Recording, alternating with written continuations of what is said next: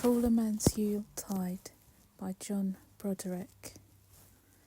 Many and various are the yarns of Christmas spent at sea. It is often the lot of the sailor to find himself on that day in a situation which contrasts strongly and bitterly with that of his friends and relations ashore. During the 10 years spent at sea, I suppose I was lucky to be at sea no more than 2 Christmas days. On the first occasion, I was a decky learner in an elderly Grimsby trawler. Those who have really been through the mill will smile when they read that I sailed as a friend of the skipper to find out whether or not I liked the life. This led to certain privileges. I was allowed to sleep on the deck of the skipper's berth instead of in the cramped circumstances of the forecastle. It also led to a great deal of leg pulling. For some days before Christmas, the crew had been regaling me with tales of delicacies sent by the owners and stowed below. 1 chicken per man was said to be stowed in the fish room ice. There was talk of a crate of beer in one of the lockers in the cabin. Naturally, I was disappointed, although it is true that the second engine man, who was something of a toper, did give a swig of rum when Christmas came in at midnight. Although the chief had claimed to have streamers ready for decorating the cabin, these failed to materialise, and the only visible sign of Christmas was a doggerel verse written with the tip of the cook's greasy finger on the mirror. There was, however, one particular circumstance, other than the fact that we were at sea on Christmas Day, which really marred our enjoyment. We ran out of cigarettes at midday on Christmas Eve. Perhaps it was this fact, as much as any other, which decided the skipper to haul the trawl for the last time before dinner on Christmas Day, and head for Grimsby. We had been at sea for 8 days with no other means of navigation other than the skipper's good sea sense. Nevertheless, once the trawl was aboard, he confidently gave the mate a course and retired below.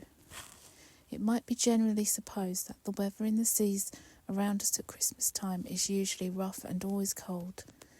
On this particular occasion it was nothing of the sort. Christmas Day was fine warm with a slight haze. However, the prospect did not satisfy the skipper. "Smells foggy," he said, as he rolled into his bunk. He was right. About 9 p.m, the mate shouted down the hatch that it had come up thick as guts. We slowed down, but about an hour later heard the Humber lightship right ahead. There was plenty of shipping about, and I remember that the sound of the sirens reminded me of Bertie Wooster's aunts, who used to bellow to one another like mastodons across a primeval swamp. Shortly afterwards, we picked up the lightship, not a bad fetch, from 140 miles. Thence we felt our way by Spurn and the Bull to an anchorage near one of the Burcombe buoys off Grimsby. Once the anchor was down, the ship was like school on last day of term. Hoses washed the deck, the trawl was gone over for minor repairs, and then rolled up. Gash was thrown overboard. Howard was the other decky learner. It was his second trip, and I already recognised in him a much more efficient counterpart to myself. He had been tortured by seasickness, but had never failed to stand his watch. Luckily, I had been immune. Now he came and asked me if I had seen a pole with some hairs in the end. It was with some difficulty that I was made to understand that he meant a broom, but the word broom must never be uttered on board a trawler, nor must rabbit, pig or hen. Mugs of tea are never passed through the wheelhouse window. It is also unlucky to use a white-handled knife. Meanwhile, a clammy mist enveloped everything, so that it was impossible to see one end of the ship at the other. Moisture streamed down the men's faces. They looked ghastly in the yellow light. 2 ships were anchored near us. We could hear their bells and even scraps of conversation. A turbulent tide swirled past us upriver. Now was the time to change into shore-going clothes. A shift and a shave and a shove ashore for a short time, quoth one of the crew who had once served in a tramp steamer. Men who an hour ago would have been signed at sight aboard a filmed pirate ship appeared washed and shaven. The talk was of beer and cigarettes. There was an air of boredom mixed with impatience, for we were all listening for the sound of the foghorn on the pierhead, signal that the lock gates were open and that we could enter the dock. About 9 a.m. the sound of a klaxon came to us through the fog. "That's it," said the skipper. "On the starboard bow, up anchor Jack. Hard a starboard Charlie." He blew down the whistle to the engine man and rang slow ahead. Ship's bells were now silent and sirens hooted all around. The klaxon came again, now far away to starboard, now ahead then to port. Suddenly the skipper brushed past me and put the telegraph to full astern. The screws throbbed and thick Humber mud swirled to the surface about us.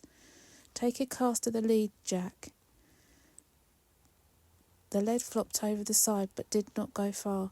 "Fathom and aft," shouted the mate. We were aground, for we drew 14 foot forward.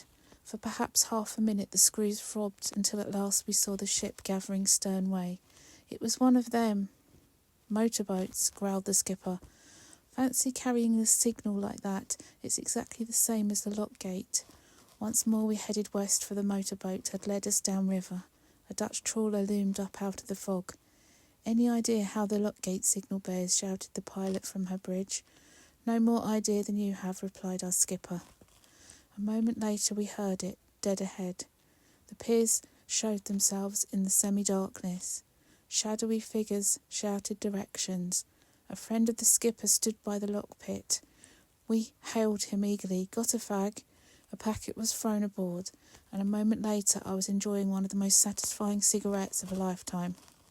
Before it was finished, we were moored alongside the fish pontoon.